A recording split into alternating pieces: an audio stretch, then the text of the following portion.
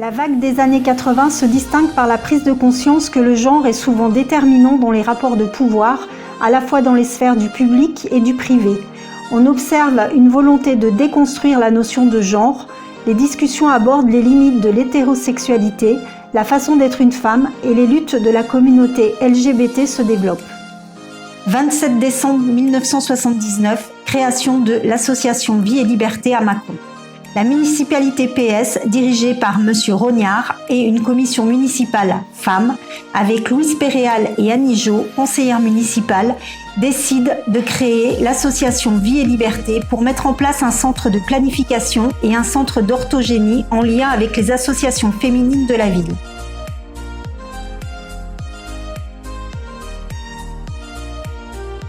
Un jour, une lettre venant de la mairie de Mâcon, Annie Jo, qui était conseillère municipale et qui voulait qui avait prévu monter un centre de planification et d'éducation familiale et de médiation. Donc elle avait écrit à toutes les associations mâconnaises femmes. Donc on s'est mis à travailler, ça a duré depuis 1979 et donc petit à petit on a pu ouvrir ce centre en 80.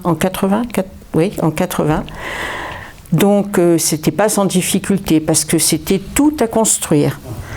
Donc le personnel, l'établissement, l'agrément, les finances, et puis bien sûr trouver un nom. Donc on a trouvé le nom Association Vie et Liberté. Alors Vie et Liberté, la vie bien sûr, et puis la liberté en pensant que toutes ces femmes qui étaient avant nous, parce que la pilule c'était quand même le but de cette association, liberté de choisir plutôt justement d'avoir affaire après malheureusement à un avortement pour une grossesse qui n'était pas choisie voilà, c'était dans ce but-là.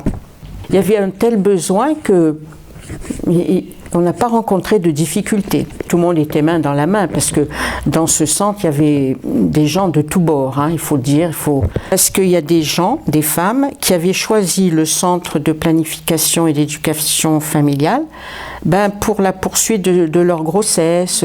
C'était une volonté collective que l'association Vie et Liberté gère le centre de planification familiale et médiation. C'était une volonté collective, ça. Après est arrivé la finalité de la médiation familiale. Mais avant d'avoir l'agrément, on avait eu une autorisation d'un juge. Le juge Perrin de Mâcon nous avait reçus et on avait donc demandé si les conseillères pouvaient faire de la médiation familiale. Et donc il y avait eu, je sais pas, il y avait deux, trois personnes qui avaient été désignées pour faire de la médiation. Le centre était très attendu par les professionnels de santé. Alors tous les professionnels, médecins de ville, etc., etc., et les établissements scolaires, prévention et formation dans les lycées et collèges. Ça, elles allaient souvent faire de l'information auprès des élèves. 23 décembre 1980, loi sur le viol. La loi relative à la répression du viol et de certains attentats aux mœurs donne une définition précise du viol et le reconnaît comme un crime. Tout acte de pénétration sexuelle de quelque nature qu'il soit commis sur la personne d'autrui par violence, contrainte, menace ou surprise est un viol.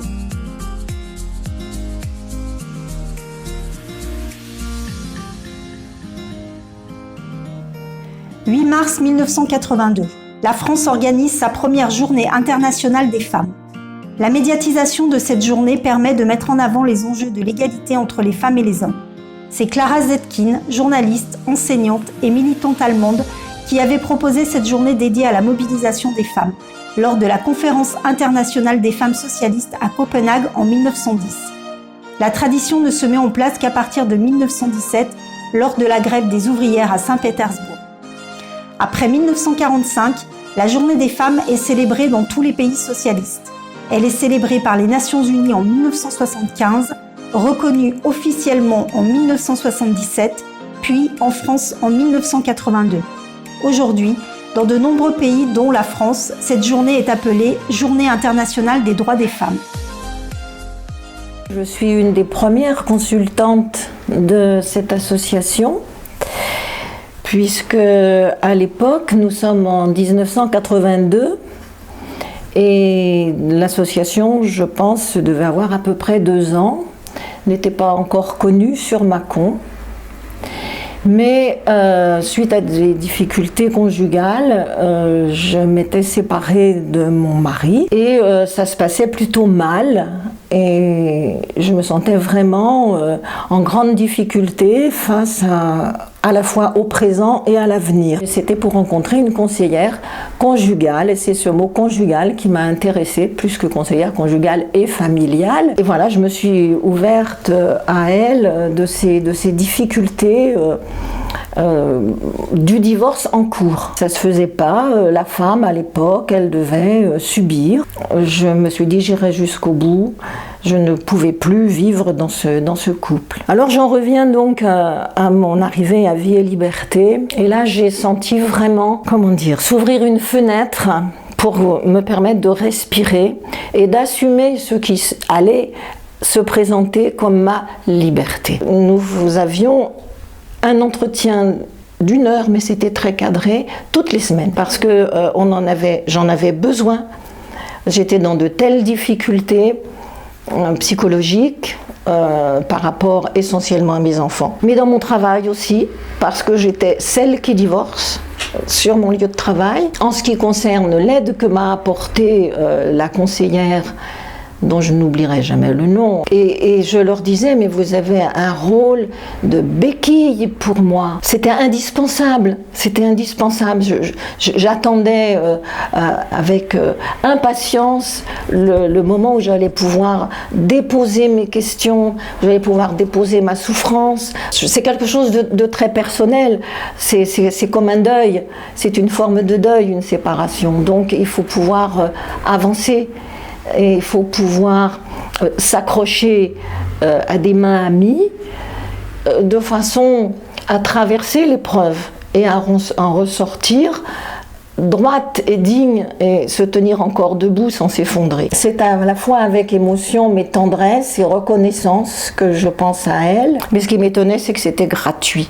Dans une société où tout se paye, où rien n'est gratuit, là j'avais bénéficié quand même d'une main tendue qui m'avait vraiment sorti de l'ornière bénévolement.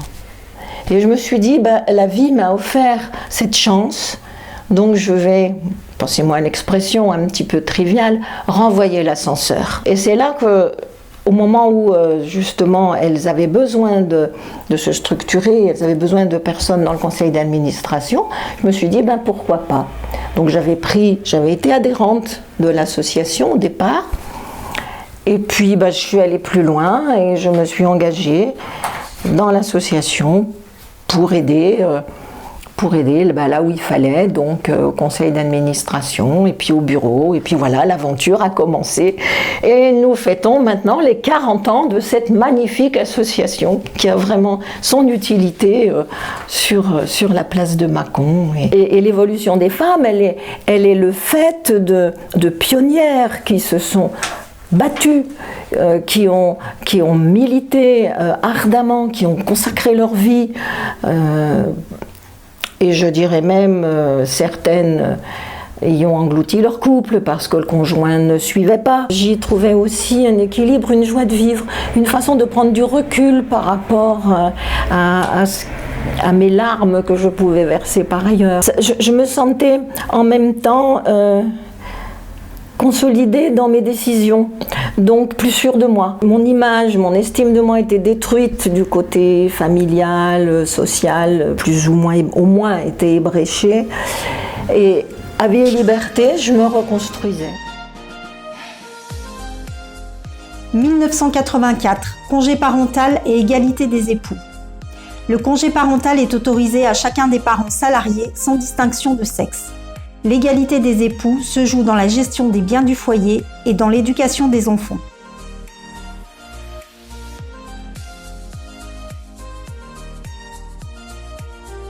Je suis venu à l'association en tant que médecin vacataire. Voilà. En fait, quand je suis sorti de la faculté, je ne savais rien en gynécologie. Avec Patrick Desbois, j'ai tout appris avec lui grâce au centre de planification. Je ne savais pas prescrire la pilule, je ne savais pas comment ça se prescrivait. Donc moi j'ai tout appris à Vie et Liberté, hein. Tout appris. C'est grâce à Vie et Liberté que j'ai fait le saut pour aller au centre d'orthogénie faire des IVG pendant quelques temps, je crois moins longtemps que 5 ans. Vie et Liberté était un lieu assez sulfureux, parce qu'on donnait la pilule à des petites jeunes qui allaient coucher à droite et à gauche. On faisait des IVG, c'était incroyable. Je me suis fâché avec mes parents, hein, moi, pour ça. J'avais vraiment l'impression d'être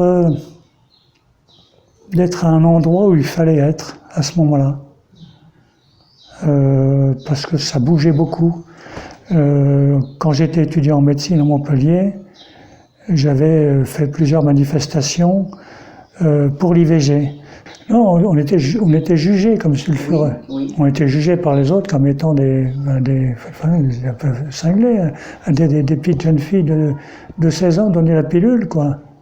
Sans la permission des parents. Hein, rappelez-vous, hein. Ils avaient le droit de venir sans que les parents le sachent. Donc on était vus un peu comme des gens qui permettaient les rapports sexuels beaucoup plus tôt, quoi. Voilà. Et quant à l'IVG, ben, il y a toujours, ça reste toujours un sujet tabou, quoi. C'était le jugement des autres qui était sulfureux. Pour moi, c'était un lieu d'innovation, c'était un lieu de confiance. C'était un lieu de confiance pour les femmes, pour les jeunes filles. C'était un lieu où on les écoutait, où on essayait de les informer. J'étais très intéressé par la représentation qu'elles avaient. Alors je leur demandais toujours, qu'est-ce que vous pensez que la pilule fait chez vous? Qu'est-ce que vous pensez que la pilule fait dans votre corps? Alors vous aviez des réponses, ça bouche les trompes, ça détruit les ovaires, ça rend stérile, ça tue l'œuf, ça tue les ovules. Vous aviez tout ce genre de réponses. Et à un moment donné, j'avais même voulu faire un travail là-dessus, sur ce qu'elles imaginent que la pilule fait en elles. C'était toujours très destructif. C'était toujours... À l'époque, il y avait ça pour la pilule. Hein, il y avait cette espèce d'idée que ça détruisait en nous. Alors on essayait de les rassurer en disant « Mais non, ça ne détruit rien du tout. Ça endort vos ovaires. Et quand vous l'arrêterez, vos ovaires vont se réveiller tout doucement, progressivement. » Ça m'a changé ma façon d'être.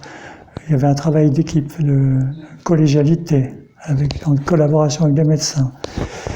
Ça a ouvert mon regard sur la femme, sur la féminité. C'était plus dur pour moi l'orthogénie, ça a été plus compliqué. Sur l'acte médical, on a beau dire aux femmes, vous allez pas sentir.